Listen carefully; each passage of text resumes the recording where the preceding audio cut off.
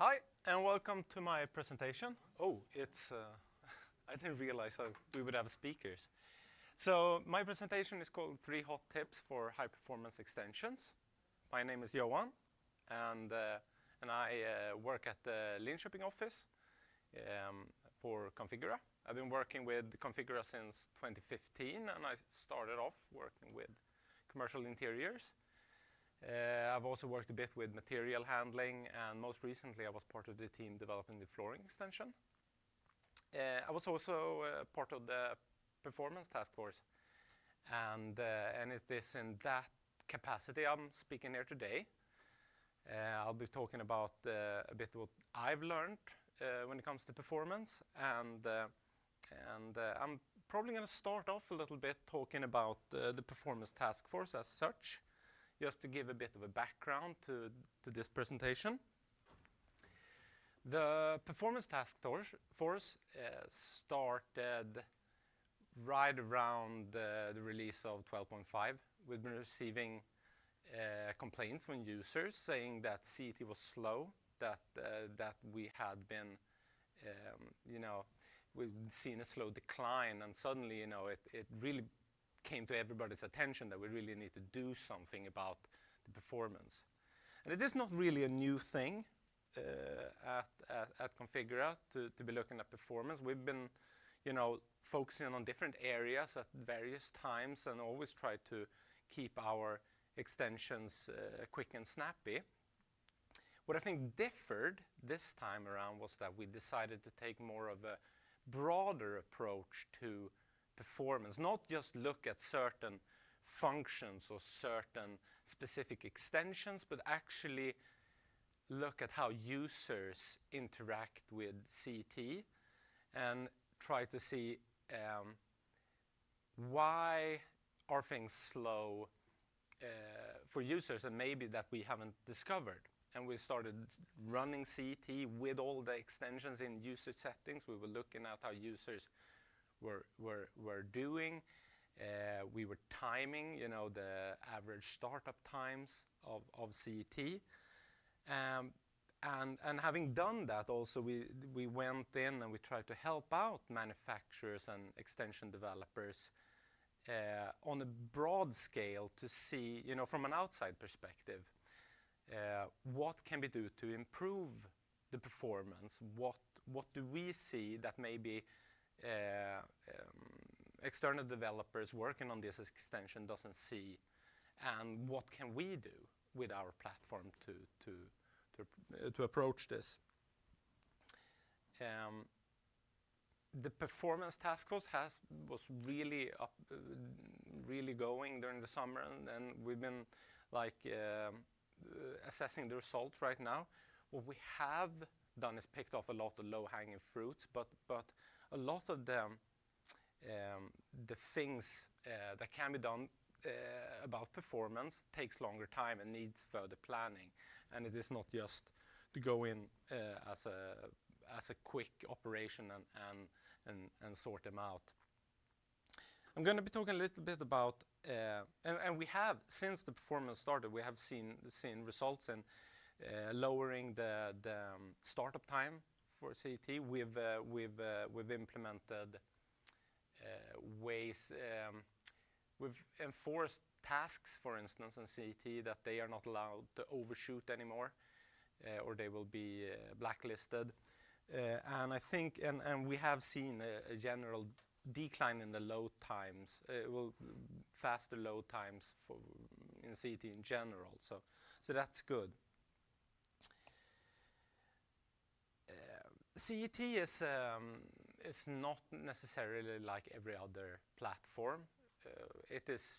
CET is short for Configura Extension Technology, and we rely on extensions to do the work that we do, and that's the greatest strength. But it also means that we do not have full control of all the content on the platform in comparison to other softwares where one company is in charge of everything being presented to a greater extent.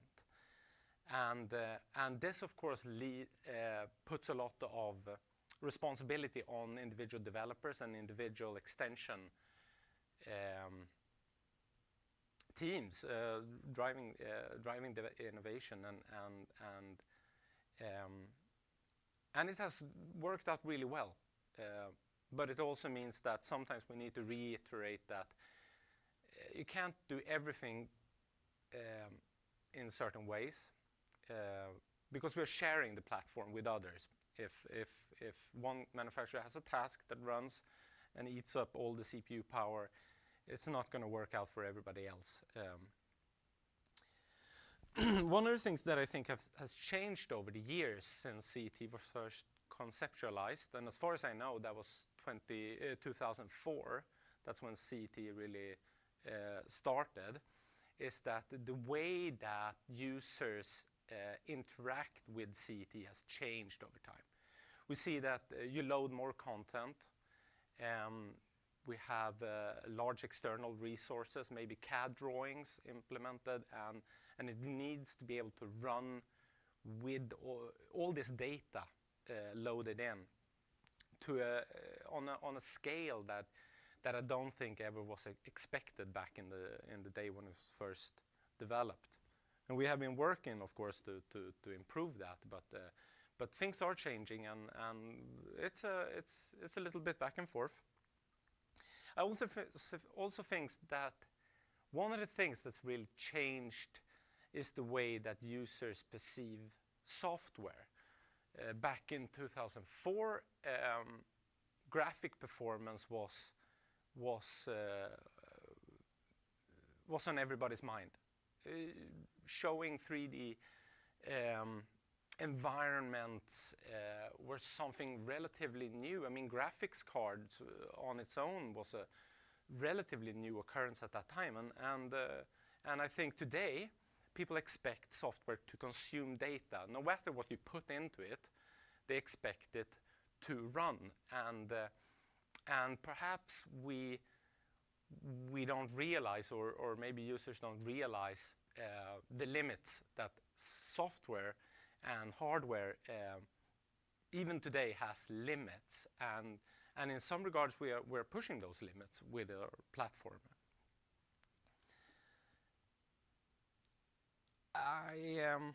I've also written lack of awareness among developers. When I started here, that was 2015, performance wasn't really on anybody's mind, at least not in my part of the office. We developed office furniture, snappers, and performance was not really an issue then. We were very much in our own bubble, and we did our thing, and not necessarily thinking so much about CETs in general. And I think that is something that we might have to change our mindset a little bit around moving forward from a development standpoint, that we actually need to take performance into consideration, and that's really what this presentation is about. What I have learned about performance during my time before the Performance Task Force and during, and also where you can find the information you need to make efficient extensions.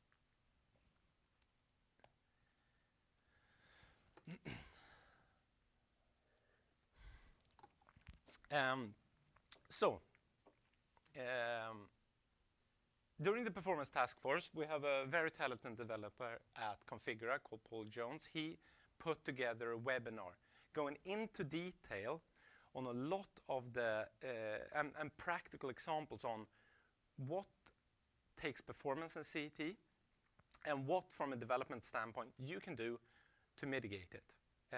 It's called Extension Performance, Tools and Methodologies, and it's available on the Configura YouTube channel. I'd like to ask the audience, how many have watched this webinar? Yeah, it's about a third of everybody. I can't stress enough how good I thought this presentation on performance was. What I also realized was that I hadn't watched this one when I actually started writing my script for this.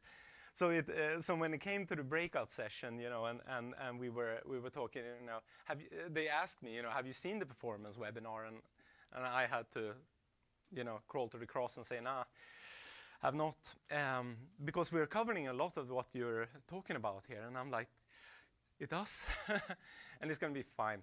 So what I like to urge everybody who are a developer here, take a look at this. And this is definitely my first hot tip for high performance.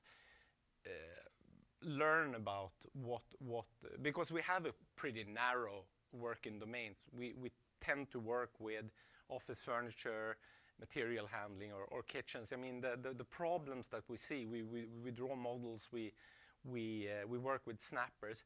They are pretty common, across our problem domain in general, and the same thing applies. So this is a really, really hot tip to have a look at that. Of course, our YouTube channel has other content, so you might be able to watch that as well.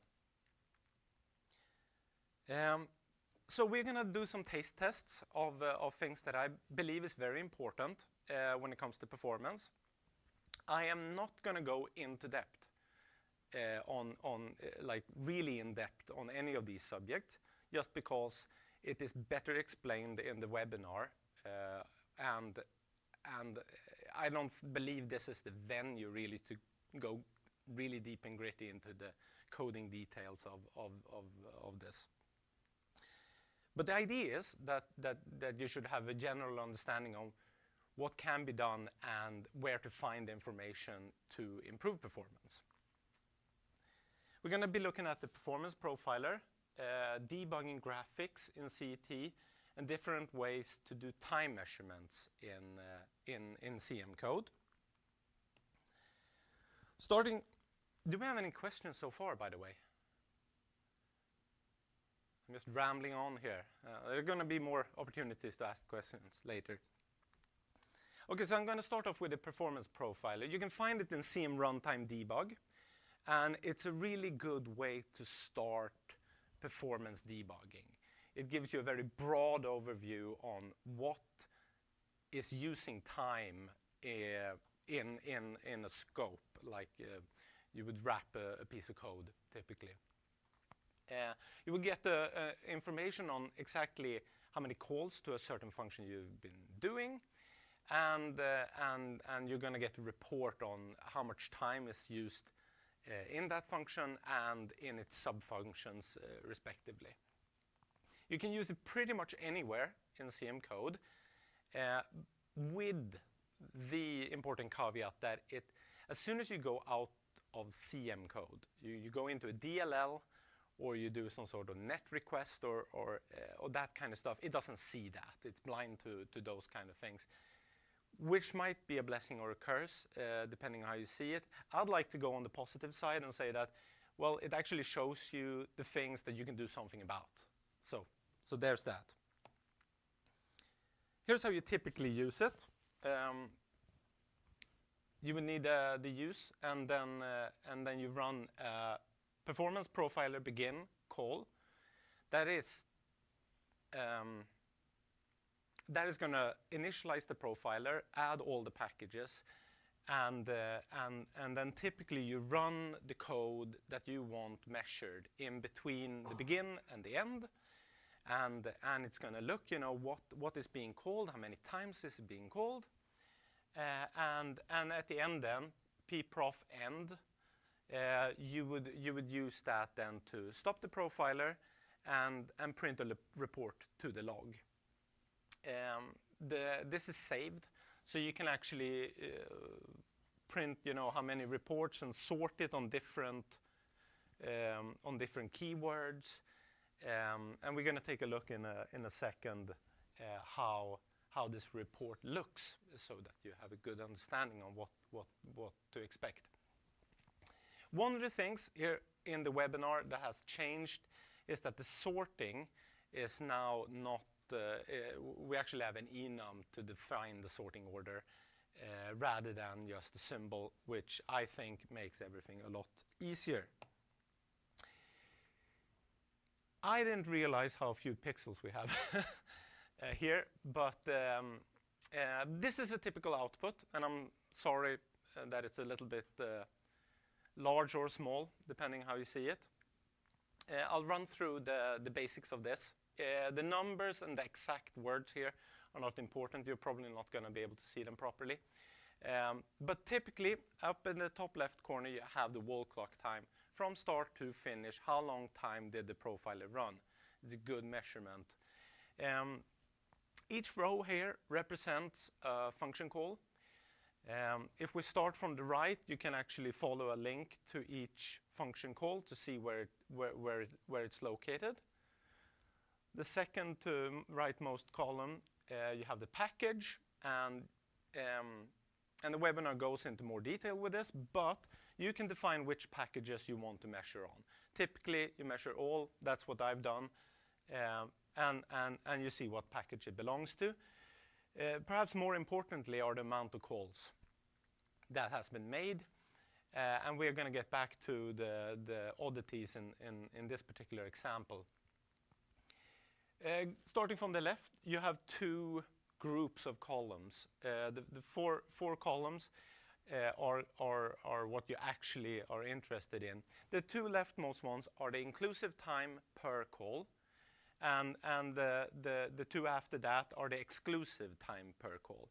Inclusive is the time being spent inside this function along with any subcalls that function has made. The exclusive time is the time being spent inside this function but without the subcalls.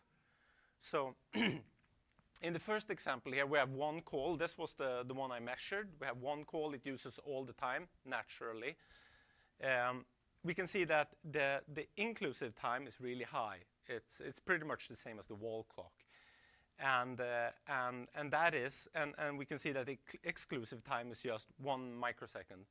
So it uses absolutely no time in itself, but all the time is pretty much used in subcalls. And that's an important distinction to do between these. The difference between them, or the percentage between them, is the exclusive percentage. That's the middle column. And that's the general idea of this output. The sorting right now is done on the total inclusive per call. So the thing that used most time is ranked highest and then going down. Any questions so far? And as you can see, you get a lot of these functions being used here. So you get a really good overview of what's actually taking the time in relation to others. So this is a great first step in debugging performance and getting a hang of what is taking time. It is a bit difficult here, perhaps, to be at the beginning to see what is important, what actually matters in this whole mess of numbers. Of course, the inclusive total time, the one up here, is probably the most important. The thing that actually uses time with its subcalls. However, when the exclusive time then is really small, you're not going to be able to actually optimize anything inside that function. So in that regard, maybe the exclusive one is more important. You can see a few lines down here. We have one that's 100% exclusive percentage, which means that all the time is actually spent within this particular function with some sort of for loop. It doesn't do any sub-routines, any sub-function calls, which makes it, that anything you can do to speed up anything inside that function is directly going to affect the performance of this execution. So that's a good number to look at, But it's not the whole story either. As you can see here, for instance, this one is the one with 100% is using 1.6 seconds, but the total wall clock time is 4 seconds. 1.6 seconds, that's a lot. You can shave off a lot of time there. But it's not the whole story. You might also see here that the amount of calls is staggering here, We have almost 120 million calls to this particular function, and making sub calls like this actually uses time in itself. When you are reaching these crazy amounts of calls, it's actually going to affect performance in itself, because the values you have in your function needs to be put on the stack. You go down to the subroutine, and then you have to go back up and redo the whole thing again. So there are, it's easy to read, but it's a bit hard to master. A little bit like chess. You have to practice a bit on the performance profiler, but you should be able to iron out and get a hang of what is important in this dialogue. Here is a different sorting. Instead of sorting on the inclusive total time, I've sorted on inclusive per call. It's just a different way, and that would be the call that's being done there. So you can just PLN the report multiple times, different sorting methods, different amounts of calls, and you should be good to go. So that's a taste test of the performance profiler. Do we have questions regarding that? Nothing. All right, it's perfectly clear. Oh, there we have one.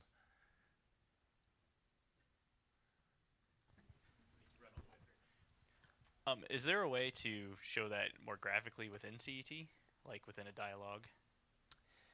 Yes, there used to be. Under the debug tab, there was actually a profiler. You could, so if you're not a program, you could actually start a profiler, end the profiler, print the report to a dialog window, and it was glorious. But then we changed the formatting of this thing a little bit, and now it doesn't work, what I know. Which is unfortunate, but yeah, you're supposed to be able to do that, but it's not working right now, or last I checked. It'd be nice if there was a window that you could sort on the fly, right? Instead of saying, I want it sorted this way. If you had the dialogue, you could just click on the columns to sort. Yeah, yeah. And that's, of course, how it should work. Yeah, absolutely. Now, graphics. In CT, pretty much everything we do has a graphical component to it, right? That's why we exist in a way. You want to be able to make graphical representations of offices and get a good calculation on that. So graphics is very much an integral part of CET. It's also one of the things that can affect performance negatively. I'm going to be looking a little bit now at what affects graphic performance, how a developer or a quality assurance can look at the model from a performance standpoint, or a snapper from a performance standpoint. And also, we're going to talk a little bit about reacting to it. What can be done to improve graphics performance within CET? The most basic tool, I would say, is the performance tracker. It's easily available, and it works pretty well. It's available in the debug menu. A bit further down, performance tracker, and you get this window here. Here I've clicked on a forklift driver, and I think this one gives a really good overview of the performance of this particular snapper. The first thing we see up here is the level of detail. That is how many triangles does the model contain on the different levels of details. Level of details, for those who are not familiar, is the ability for a model to be represented in multiple triangle counts. A screen is built up of pixels, and the further zoomed out from a model you are, the less pixels on the screen it is showing, which means that the further away you are, the less triangles you need, which is why we have level of detail. The furthest down here, the super high triangle count, 45,000 triangles in this case, only used for rendering. So that typically shouldn't affect your performance significantly. However, the three next ones, the high, medium, and low triangle counts, are typically used in CT while you're working. So if you're zoomed in close on an object, typically, and this depends a little bit on your graphic card, what it can cope with, but typically you're going to see a high resolution model when you're zoomed in close, and the further away you go, it's going to seamlessly flip between the different triangle counts. What we've done here, you can see these are red marked, and maybe that shouldn't be taken as gospel. Some models require higher triangle counts, some models require lower. In this case, we have a person in this model, which of course with facial expressions and all of that makes it, it needs a bit more oomph to it. But what it actually, what it determines here is that, like, the size of the object decides how many triangles it is allowed to have. So a large object has a higher budget, a small object has a lower budget, typically. So that's how it can measure, This one says that 1,000 triangles on the low, it says that's on the high end, it doesn't like that.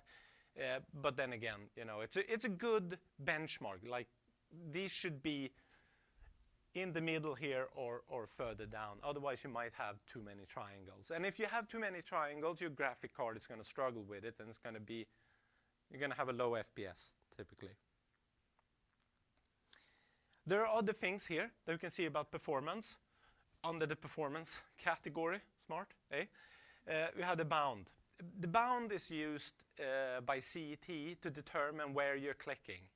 So if your mouse cursor is hovering over a snapper, you click it, it needs to know what snapper am I clicking on. And to do that, it has something called the BSP, and I think that's a type of binary search space, and it uses the bound to be able to localize objects. This is called all the time, like really, really all the time. If you were to do some sort of debug trace on the bound, your log would be spammed and nothing would happen. So this has to be blisteringly fast, and typically it doesn't need to be that precise. If you have the model of a chair, for instance, with the backrest on or off, it might have one, it might not have one. If you're able to hard code the bound, just to return something that will encapsulate the whole chair no matter of the option. Making it simple, making it fast, because it is called so often. This is a catalog-driven snapper, so it is going to gather the bound from the model and then cache it, making the first call to it a bit slow, but then faster as we go. Not the best way, but yeah, you need some sort of trade-off there, because catalog, of course, is intended not to need programming to hard code these things. You can see 2D here and 3D. That's typically how long it takes to get the 3D and 2D once you've done a refresh. Also very important. And then you have parts.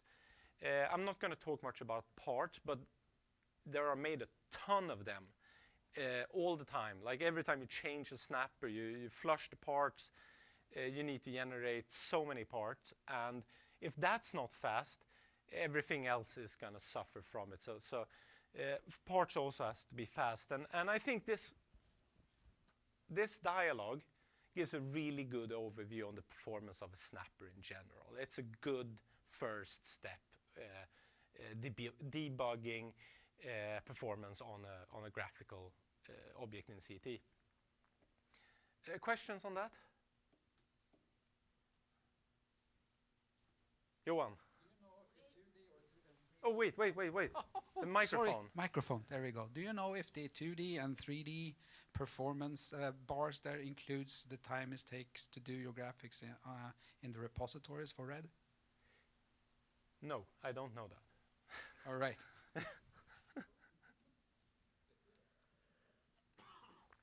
I think it doesn't. I think it's just a matter of loading the model and putting the primitive 3D or CMSIM, and then when you send it to the graphic card, I think it stops counting there. That's my guess, but I am only guessing. If you receive a slow drawing from a user, perhaps, going through every single snapper on the drawing is going to be time consuming and tedious. And for that you have something called the model performance dialog. It is available from the quality assurance tab toolbox, and that should be a free extension available on Marketplace.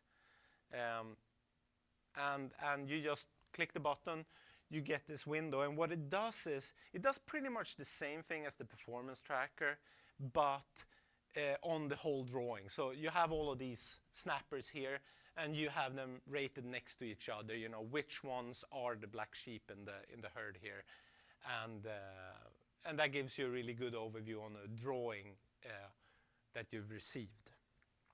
I thought it might be a good thing to make a mention of that. Once you've actually found out, you know, a model is slow, it's a lot tougher to actually do something about it. We have Model Lab. It's good. I'm not saying go into Model Lab and change the model necessarily, because usually on a project you have a whole team generating these resources. You have a batch converter that will do the levels of detail, and you can't really do this. But it's not a bad idea to go into Model Lab just to figure out, you know, what options do you have. If you would do something manually, you might be able to automate the process. So it's not a bad idea to go in there. And typically what you want to do is you load in your CM3D. It can handle step and stuff as well, but CM3D or CM Sim. And then you can run the level of detail reduction here. And you can play around with it. You can click on different parts of the model. You know, with the slider, you can change how many triangles it has. It's a good learning experience to just get a grip of, you know, what can you actually do with a slow model, and how many triangles does it actually have. Caching, I've written here as well. Caching is very important. The webinar referred to earlier on the Configura YouTube channel goes very much into detail on the positive sides of caching and the negative sides of caching. But typically, if you write a hybrid object or a snapper, you know, where you load from file, you need to cache the graphics. Super important to cache the graphics. If you don't cache the graphics, and it has to upload the same thing to the graphic card over and over again, and that's a major performance bottleneck. So make sure to cache the things. Pretty basic, really. We are also doing a bit, and I was asked to bring this up. We're doing a bit of changes to Catalog Creator, I've been told. So models that you upload through Catalog Creator to a catalog will need to have under a certain threshold of triangles, maybe 100,000 or something. It's a really high threshold, but it should remove the very worst offenders when it comes to model performance. And I think that is going live with 14.0. I don't know much more about it than that we are, and I think that kind of goes hand in hand with stage and other things, that we need to have some sort of benchmark on how many triangles are we supposed to be able to handle, and we can't do an infinite amount of them.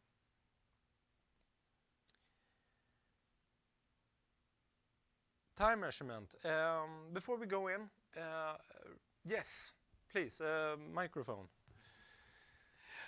Yes, with the not uploading the graphics if they're too big, is that just going to be turned on one day? Or is there going to be an opt-in? You know, or is there going to be a process with that? We've heard a lot about it, but nothing in detail. Yeah, I think it's all really under development. I don't think they've actually put down the limit, but what I've been told is that there will be restriction enforced on the models. And I do believe those are going to be enforced as you upload. So every time you want to update something on the catalog, I think it's going to say, this model, way too big. You're not going to be able, you can't upload this because we can't really handle it in a good way with the ecosystem. That's my guess. but it's pretty far away. And I suppose I was told to say it just to raise awareness that there is going to be some sort of change, and it's usually a good thing to know about it before it happens, right? Yeah, really good question. Do we have more questions? Therese? I can help a little with that one. There will be a soft release February with the patch around the model change before it goes like official in May. So in February, we're going to do some of those soft rules that Johan is talking about. So you can iteratively work with Configura so we can make more definite hard stops on what's the large model. So from a developer perspective, look for the update to come out with the February patch, and then continue to work with Configura before it goes ultra live in May on 14.0. Thank you very much. Yeah.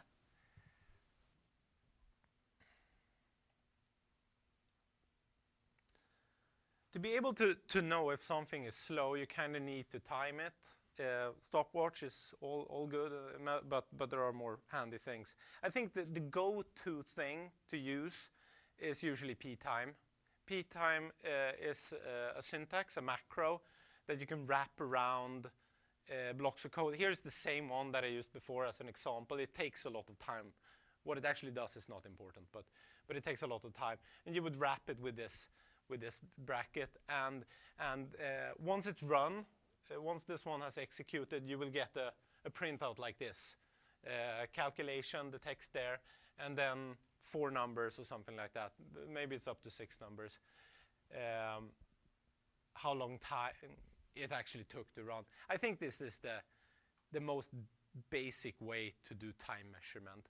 If you want a little bit more fidelity or complexity in the whole thing, you can use microtime, which prints out a double with the current time, and then you can just compare, afterwards you can compare the current microtime with the old one before, and you get, how many microseconds that it was between. Both of these are the ones that I've always been using. One because I get the double value, and the other one because it looks really pretty in the log. I wanted to bring something new to the discussion, not just say that p-time and microtime are useful. I wanted to know a little bit more about the garbage collector. So I reached out to the compiler team, and I asked them, during testing, it might be really handy to be able to turn off the garbage collector to get more stable results, because everybody who has been doing time measurements in CM knows that the times are all over the place, like they're up and down, and you don't really get a stable measurement. And I wanted to know, can you turn it off? And it turns out you can actually turn it off. And here's a big, never ever turn off the garbage collector in anything but a testing situation. Is bound to wreak havoc on everything. But it actually worked out pretty well for me. So what I did was, and just to bring something new into the mix, throw a match at the bonfire, you can park the garbage collector with the GC park, and I knew about this, but I didn't know that you can actually turn it back on again afterwards. And there is this command called _GC, also available in the same package as the garbage collector, which runs the garbage collector. Could be a useful thing to do before testing, so I put that up there at the top of the execution here. But it has the side effect of actually turning it back on again. So you can park it and turn it off. And what I found really interesting is that I did some time measurements with microtime on, how does this affect performance in my execution of this complex function. And here's the results. We have the blue one is with the garbage collector on, and the light blue one is just sorted. And you can see, like I said, the values are all over the place. They vary with hundreds of milliseconds here all the time. But the orange one is when I turn the garbage collector off. And you can see the values are a lot more stable.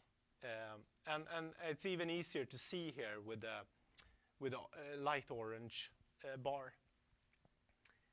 The interesting thing that I found was turning the garbage collector off actually increases execution time, though the execution time is more stable. So that probably tells the story, never turn the garbage collector off.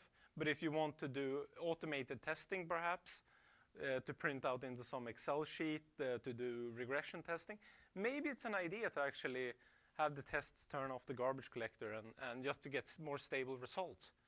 I found that really, really interesting. And I think that this is because allocation of objects has to be done in a new place every time when you don't actually clear the memory. Which brings me into a good segue for my second point here. Allocating objects takes time.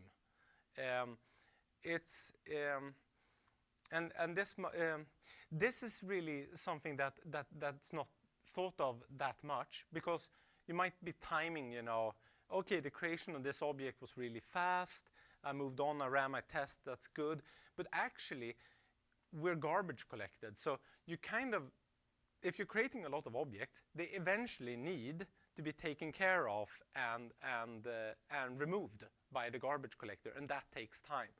Creating objects takes time, and we create insane amounts of objects in CET, just because maybe the awareness that creating objects in bulk like we do actually takes time. I would like to urge people to actually make fewer objects to a reasonable degree, but making fewer objects is not a bad thing. Instead of creating a new object in a recursive function and then appending the list on the return statement, you can just create one object, have it in the argument, and like append to that. We also have, instead of using the object class definition, we do actually have value classes in a struct. We have structs in the CM language. It's called value, and you can just in the declaration of the object, instead of writing class, you would write value, and then it's a value object, a struct, meaning that it doesn't get passed by reference, but it gets passed by value. And it's worth considering that we can actually do that. It's not perfect in every situation, but I'm pretty much seeing objects everywhere. I hardly ever see value classes, so maybe we should actually start using value classes just a little bit more than we have been. And yeah, that's what I had to say on that. Questions on that? No? All right. If you need a bit more fidelity in your time measurements, probes is a great thing. This was also one of the things that I didn't know before I started doing this presentation. I started asking around, and Paul Jones was like, "Why are you not talking about probes?" And I was like, "I don't know what probes are." Turns out probes are like p-time on steroids. It's super good, actually. And I'm all for this. Here's how you typically do it. They exist in the CM-track probe, and then you would init all probes. This is the typical execution. If you want more detail, I once again refer you to the webinar. He goes in detail on exactly how this works and how you should use it, and all of the minute details on like, yeah, but I might not want to delete my probes, or I want to. This is the Stone Age version of doing probes, the easy one. So you would init all probes. That pretty much says all probes, use them. And instead of having p-time, you write probe, and then a name, a label for it. And then you do your thing, and at the end you report, you do a probe report, you reset, and then you destroy them, and you're good to go.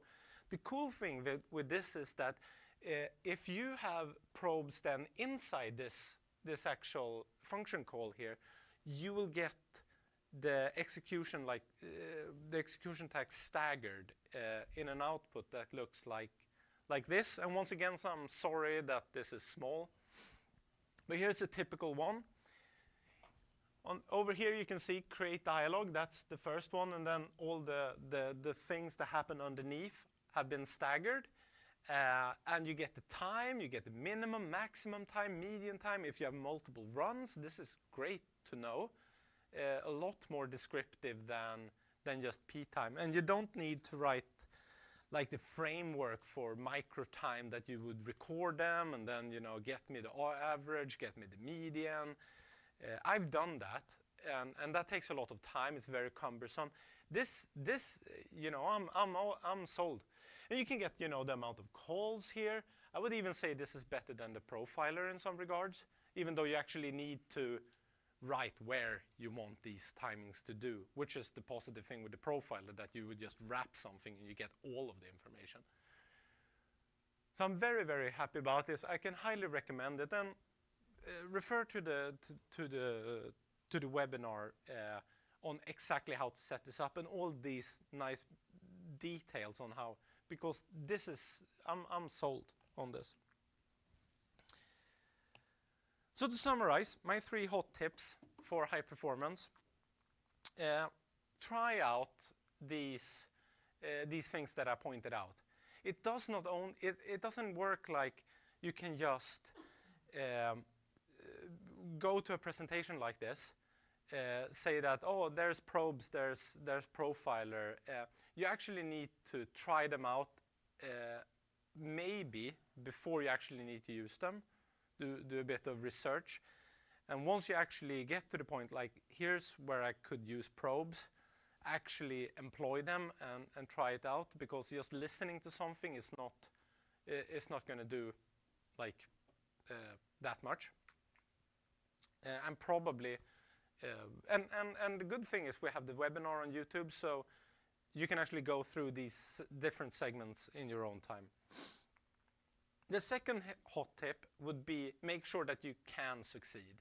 And what I mean with this is that if you have an extension that has poor performance, you need the support of your organization, the organization that owns the extension, to do performance work. Performance is inherently not something that adds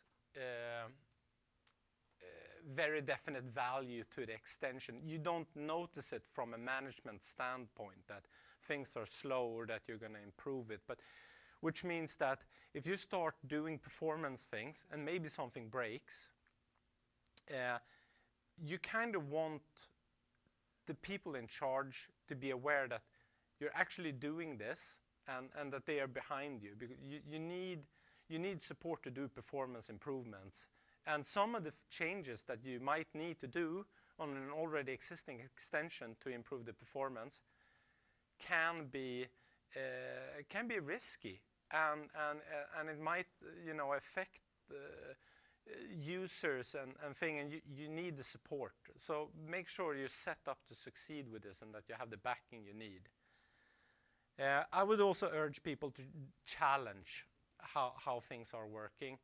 In a lot of regards, you know, our software is evolving dynamically, organically, that you start off with a little bit of the software, you expand on it to cover new areas.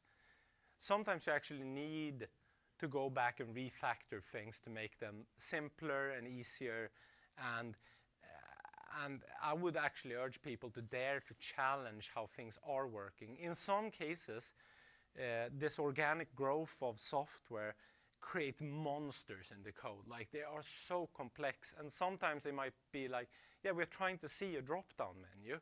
It shouldn't be that complicated, right? You have a domain. Why is there so much code here? So daring to challenge, you know, what's actually there is important, I would say. Those are my 3 hot tips. I would like to thank everybody for joining me. I'm available for questions. Do we have any questions? Yes. First off, great presentation. Secondly, after profiling, what tools and abilities is Configurer going to be giving us in the future to further optimize? I'm looking at SIMD, I'm looking at threads. I don't think threads are happening. That's my guess. And I'm actually one of those people who say that threads is not what is gonna improve our performance. You already have the option. If you have a super high some sort of subsystem that needs this kind of performance, you can break that out into a DLL or do it outside CM, and you can do calls to it. You still only have one operator of CET that does changes to the environment, and one thread has worked very well. And the input to the software is still the same, and so I don't think threads is the main solution. That's just my opinion on the whole thing, and I've not heard anybody say anything about implementing it. Highly recommend Tyler's presentation coming up here next. It's how to manage the task scheduler and also inter-process communication if you do want to make something that's separate and has threads. What was the first thing you said? I missed that one. Option for SIMD, Option for what? performing SIMD operations.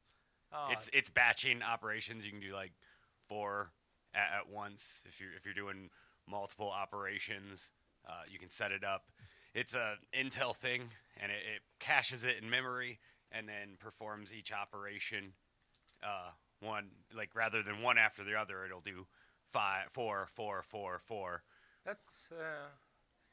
That sounds really useful, but it's the first I've heard of it. So yeah, I can't really say that we're planning to do it or. As you asked, I'm challenging. Oh, that's absolutely. That's really good. Do we have any more questions? There must be something. It's a very complex subject, and we have a lot of very competent people here in the room today that can answer things if I'm not available. Sorry, I do have one more. The probe system, I noticed I was trying to use it, and you init the probes and you can stop the probes, but you can't query a probe state. That is behind a private API. Is there any plans on changing that so we can write more dynamic tools that we can expose to our non-programmer teammates? You're thinking like you would init the probes, you would run it and then take the information from the probes and actually put that in an Excel file or something instead, or like a dialogue. Like I was hoping for a button, on the library, click it. it's not a bad idea, I suppose. Just a way to expose it to our non-devs. I mean, I don't know about everyone. We have a smaller dev team than everyone else, so allowing them to profile with the tools that we write would be very, very beneficial. That's really nice. I'm not entirely sure what performance setbacks a probe has. Like if you were to just wrap your stuff and then in a later stage want to come in and get the information in some situations, I'm not entirely sure how the probes affect performance. So if you would wrap things in probes and then maybe somebody else knows. Because I do get. Yeah. The other aspect was the dump all probes. Just dump everything, right? So if you're collecting everything, you're getting that performance hit, and then you're getting that giant dump of data that most of it, the designer or the manager that's looking at it is not going to care about. So. Right. It's a very good suggestion. Just to point on that, I think probes are only enabled in develop mode. They're not available in release mode, just as an FYI. Yeah. All right.